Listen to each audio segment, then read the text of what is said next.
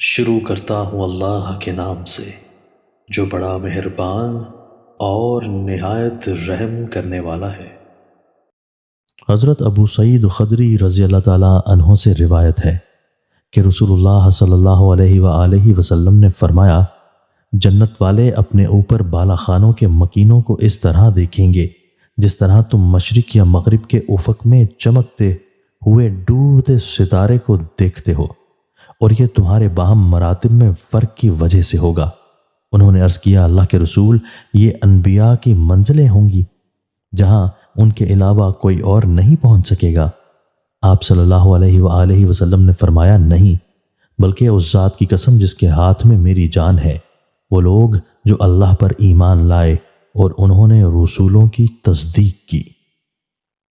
حضرت سہل بن سعد رضی اللہ تعالیٰ عنہ بیان کرتے ہیں، رسول اللہ صلی اللہ علیہ وآلہ وسلم نے فرمایا، میں حوض پر تم سے پہلے ہی موجود ہوں گا۔ جو شخص میرے پاس سے گزرے گا وہ اس سے پیے گا، اور جس نے پی لیا اسے کبھی پیاس نہیں لگے گی۔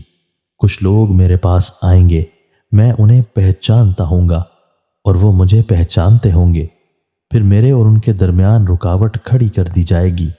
میں کہوں گا، یہ تو مجھ سے ہیں، میرے امتی ہیں۔ مجھے کہا جائے گا، آپ نہیں جانتے کہ انہوں نے آپ کے بعد دین میں کیا کیا نئے کام ایجاد کر لیے تھے۔ میں کہوں گا، اس شخص کے لیے مجھ سے دوری ہو جس نے میرے بعد دین میں تبدیلی کر لی۔ دوستو، اللہ تعالی ہمیں ان احادیث مبارکہ پر عمل کرنے اور اپنی زندگیوں کو سنوارنے کی توفیق عطا فرمائے۔